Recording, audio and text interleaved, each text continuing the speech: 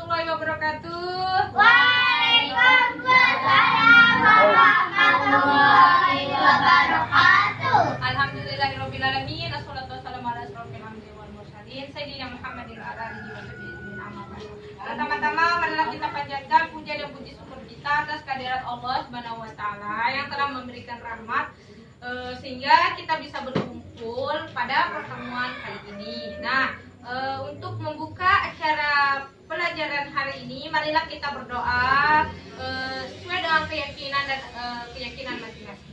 Berdoa, mulai.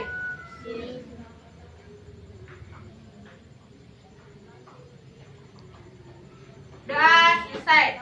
Baik. Di sini saya akan mengecek kehadiran anak-anak sekalian. Yang pertama, Adelia Putri, Adila Ayani, Nanda Haikal Alpati, oh tidak ada. Zafira Azra Sofia, Zayani Atifa, Zilna Zura, Yumna Afifa, Miratun Nazifah, Ahmad Rizki. Nah, jadi di sini kita itu akan membahas tentang menganalisis data perubahan lingkungan, penyebab dan dampaknya bagi kehidupan. Di mana indikator pencapaian kompetensi yang ingin dicapai pada pertemuan kali ini, yang pertama itu adalah mendefinisikan data perubahan lingkungan, penyebab serta dampak bagi kehidupan. Yang kedua, menyebutkan faktor penyebab terjadinya perubahan lingkungan. Yang ketiga, menghubungkan antara perubahan lingkungan dan cara penanggulangannya. Yang keempat, menjelaskan apa yang menyebabkan terjadinya perubahan lingkungan. Yang kelima, mengidentifikasi dampak yang ditimbulkan dari perubahan lingkungan. Yang keenam, menganalisis penanggulangan kerusakan lingkungan untuk mengurangi dampak yang ditimbulkan. Yang ketujuh, mengklasifikasikan penyebab terjadinya perubahan lingkungan. Yang kedelapan, mempersiapkan suatu metode untuk menanggulangi perubahan lingkungan. Yang kesembilan, merancang suatu percobaan polusi atau merancang suatu percobaan polusi air atau udara untuk menguji daya tahan makhluk hidup. Yang ke-10, menganalisis data-data tentang pemanasan global, penipisan lapisan ozon dan efek rumah kaca. Yang ke-11, mempersiapkan suatu metode untuk menanggulangi terjadinya kerusakan. Nah, sebelum kita menuju ke materi, di sini saya ingin bertanya, apakah kalian tahu apa itu perubahan lingkungan? Tahu? Ya, coba silakan. Putri Adelia, apa itu perubahan lingkungan? Kalau Anda tahu. Baik, kita kata Putri Adelia, perubahan lingkungan itu kotor. Baik, kita simak sama-sama. Apa namanya? Di sini sudah saya tampilkan gambar. Di sini sudah saya tampilkan gambar penyebab perubahan lingkungan. Bisa Anda lihat? Bisa. Baik, kita akan masuk ke materi. Baik, keseimbangan lingkungan dipengaruhi oleh keseimbangan yang terjadi pada tingkat rantai makanan makhluk hidup. Nah, apabila salah satu rantai makanan hilang dan tidak profesional, maka tingkat rantai makanan berikutnya akan terganggu. Akibatnya, keseimbangan lingkungan akan terganggu. Selain itu, keseimbangan juga disebabkan oleh dua faktor. Yang pertama yaitu faktor alam, seperti banjir, tsunami, gunung meletus, gempa bumi. Itu merupakan faktor alam yang menyebabkan perubahan lingkungan. Nah, yang kedua juga bisa disebabkan oleh faktor manusia, seperti gambar yang sudah saya siapkan ini. Nanti lebih jelasnya saya jelasin. Nah, perubahan lingkungan disebabkan oleh dua faktor, seperti yang saya jelaskan tadi, yaitu faktor alam sama faktor manusia. Di mana faktor alam itu berupa banjir, berupa tsunami, gunung meletus, kan itu termaksud bencana alam kan, jadi kita tidak bisa menanggulanginya. Oleh sebab itu, banjir, tsunami, gunung meletus itu termasuk faktor alam yang dapat mengakibatkan perubahan lingkungan. Nah, terus yang kedua, sedangkan faktor manusia disebabkan kerusakan lingkungan. Misalnya seperti ini, limbah industri, limbah pabrik itu dibuang ke sungai, akhirnya sungai menjadi kotor. Nah, setelah sungai menjadi kotor, jadi ikan dan tumbuhan mati. Terus ini asap kendaraan dan pabrik. Apa yang terjadi kalau asap dan kendaraan pabrik itu itu meluap, jadi kita tidak bisa bernapas. Otomatis pemanasan global akan semakin Panas. Terus yang ini, penebangan pohon. Apa yang terjadi kalau penebangan pohon secara terus-menerus dilakukan? Tsunami terus selamat. Bukan. Ini maksudnya, kalau penebangan pohon dilakukan secara terus-menerus, otomatis air akan hujan. Apabila air, jadi dia itu tidak bisa menyerap air, sehingga air itu akan mengalir ke sungai dan terjadilah kekeringan karena tidak ada air yang tertanam di dalam pohon, sehingga dan juga bisa mengakibatkan longsor. Kita juga bisa kekurangan oksigen karena tidak ada pohon, bukan air tapi pohon. Yang keempat yaitu sampah bertumpuk. Kenapa sampah bertumpuk bisa mengakibatkan perubahan lingkungan? Ada yang tahu? Bukan. Kalau sampah bertumpuk itu karena manusia kurang kesadaran membuang sampah dan atau istilahnya mengolah itu yang lebih berguna. Jadi sampah sungai sering kalian lihat terjadinya banjir di mana-mana, itu disebabkan karena manusia membuang sampah itu sembarangan. Jadi sungai tersumbat sehingga mengakibatkan banjir. Terus yang kelima, pembuangan sampah pada sungai. Nah, kalau ini tuh termasuk apa? Ini tuh termasuk sebagai pencemaran air, di mana sampah-sampah seperti mobil, botol bekas, kaleng, ini tuh dapat mengganggu aktivitas yang ada di air dan juga dapat membuat tumbuhan sama ikan mati. Seperti ini kan, contohnya ikan itu mati karena kenapa? Karena dia itu tercemar oleh zat-zat yang tidak baik, zat-zat yang beracun. Nah, yang ini tuh pemanasan global, di mana pemanasan global ini tuh karbon dioksida yang dihasilkan dari pembakaran, dari CFC, dari asap kendaraan, pom bensin, sama pabrik itu bisa mengakibatkan pemanasan global karena terlalu banyak CO2. Kenapa CO2 terlalu banyak? Karena di sini tuh pohon itu udah nggak ada gitu. Pohon itu udah banyak yang ditebang, sehingga di sini tuh jadinya nggak ada yang menangkalnya gitu. Makanya terjadinya pemanasan. Nah, yang selanjutnya yaitu pencemaran lingkungan. Nah, ciri-ciri pencemaran lingkungan itu, ciri-ciri lingkungan yang tercemar bisa kalian tahu bahwa ciri-cirinya itu, airnya itu air yang kalian gunakan sehari-hari untuk mandi, makan, minum itu berbau, terus dia itu warnanya kotor. Nah, itu menandakan bahwa air itu tercemar. Terus yang kedua, saluran air tidak lancar sehingga banyak genang-genangan air. Udara kotor banyak mengandung debu dan asap. Seperti zaman sekarang kan nggak ada orang yang pakai sepeda kan? Ya, itu udah tanda-tanda dari lingkungan tercemar. Yang keempat, sampah berserakan menimbulkan bau tidak sedap. Contohnya aja di pinggir sungai, banyak sampah yang berserakan bahkan menghasilkan bau yang tidak enak. Sumber-sumber pencemaran lingkungan. Berdasarkan sifat zat pencemaran, polutan pencemaran lingkungan dapat dibedakan menjadi 3 kelompok. Yang pertama, pencemaran kimiawi disebabkan oleh zat-zat kimia. Yang kedua, pencemaran fisik disebabkan oleh zat padat atau gas. Nah, yang ketiga, pencemaran biologis disebabkan oleh berbagai macam mikroorganisme. Nah, macam-macam pencemaran lingkungan itu ada pencemaran air, pencemaran udara, pencemaran tanah, dan pencemaran suara. Nah, sudah kalian tahu apa itu pencemaran air? Apa? Pencemaran air ialah peristiwa masuknya zat atau komponen lain ke dalam lingkungan perairan sehingga kualitas air terganggu seperti ini. Ini tuh termasuk sebagai pencemaran air.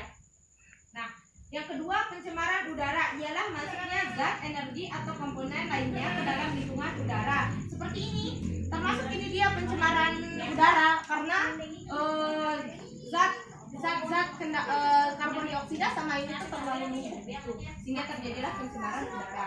Yang ketiga, pencemaran tanah ialah peristiwa masuknya zat atau komponen lain dalam suatu area tanah. Itu juga termasuk sebagai pencemaran tanah. Nah, yang keempat, pencemaran suara ialah masuknya suatu suara menginginkan ke pemukiman penduduk. Nah, pencemaran suara dapat mengganggu aktivitas manusia, dan juga pencemaran suara juga dapat merusak telinga manusia. Usaha mencegah pencemaran lingkungan.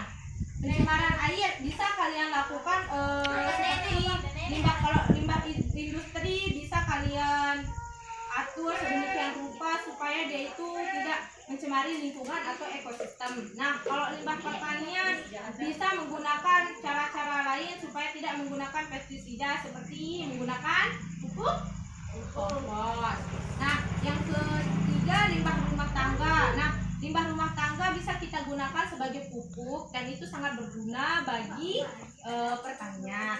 Yang keempat, limbah minyak. Bila ada tumpahan minyak di laut, hendaknya dibuat penghalang mekanik sehingga air laut yang tercemar minyak tidak tersebar luas. Nah, pada nyatanya ada 3 cara yang dapat dilakukan dalam rangka pencegahan pencemaran lingkungan. Yang pertama, secara administratif. Ingat, administratif. Nah, administratif ini upayanya adalah pencegahan pencemaran lingkungan dilakukan oleh pemerintah dengan cara mengeluarkan kebijakan atau peraturan perundang-undangan.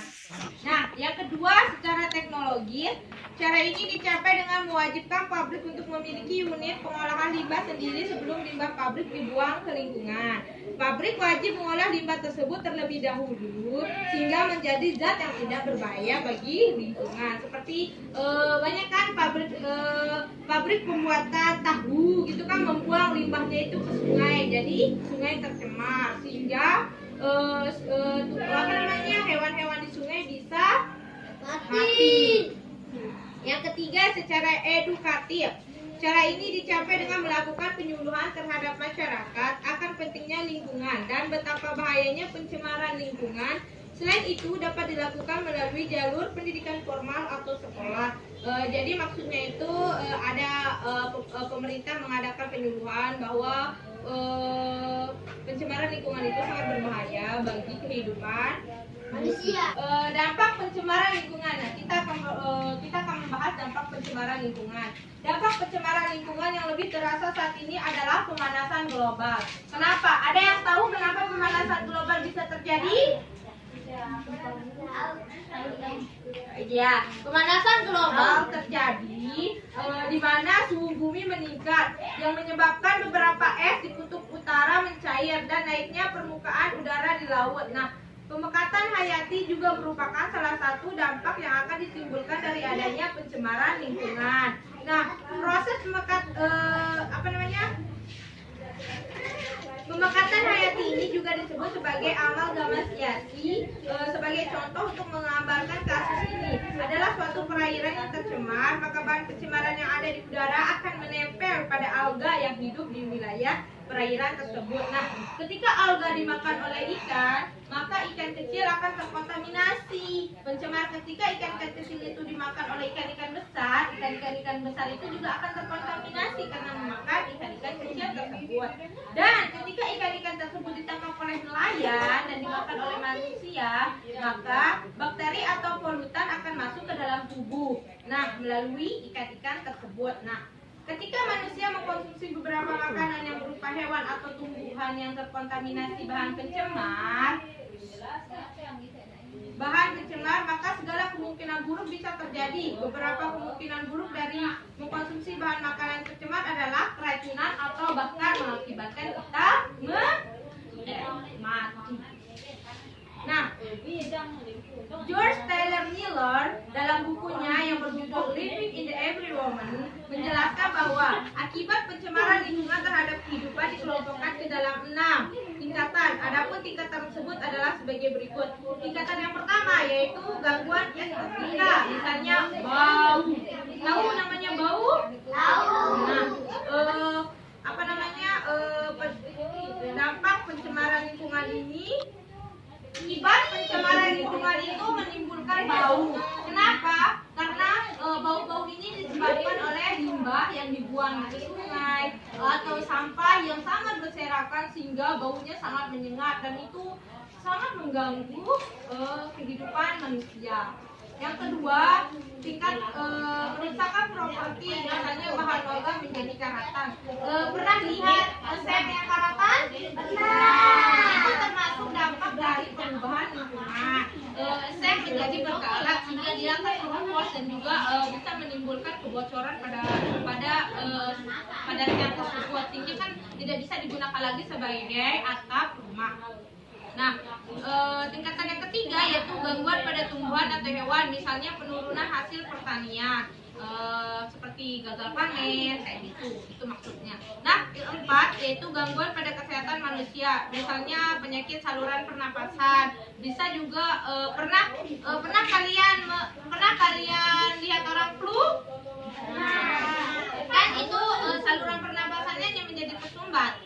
Ya kan, itu disebabkan juga bisa disebabkan karena perubahan lingkungan yang kadang-kadang kemarau, cuacanya yang kadang-kadang kemarau, yang kadang-kadang dingin. Itu juga bisa mengakibatkan seseorang menjadi.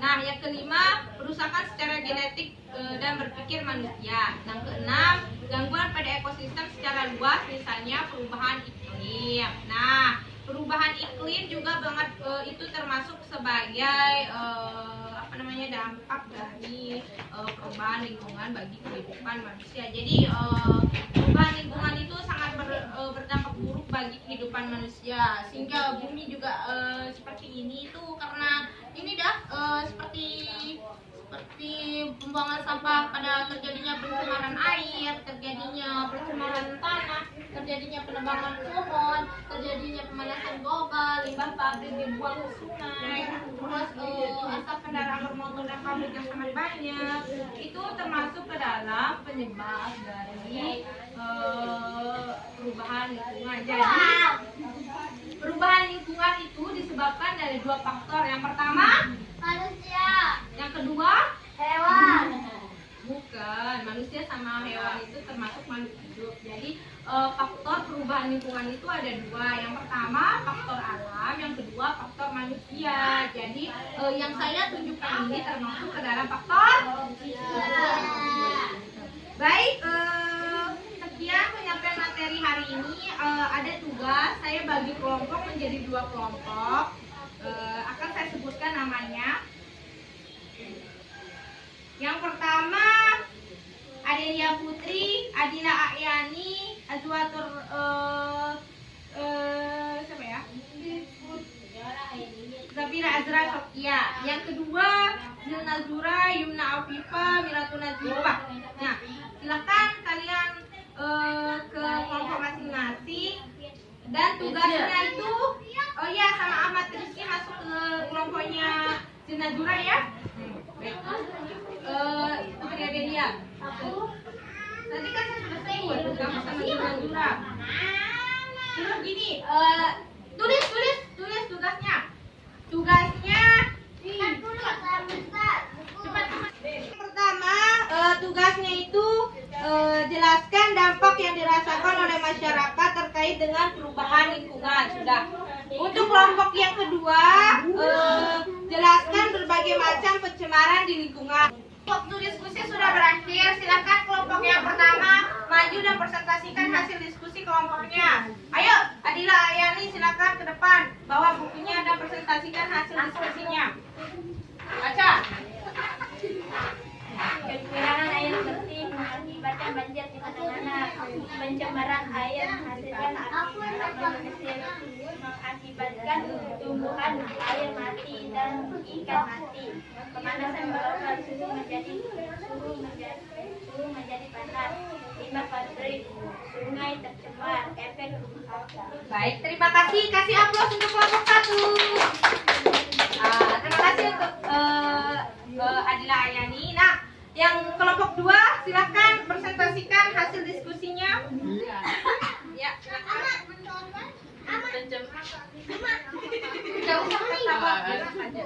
Jelaskan berbagai macam pencemaran lingkungan, pencemaran air, pencemaran lingkungan, pencemaran udara, pencemaran suara, pencemaran tanah.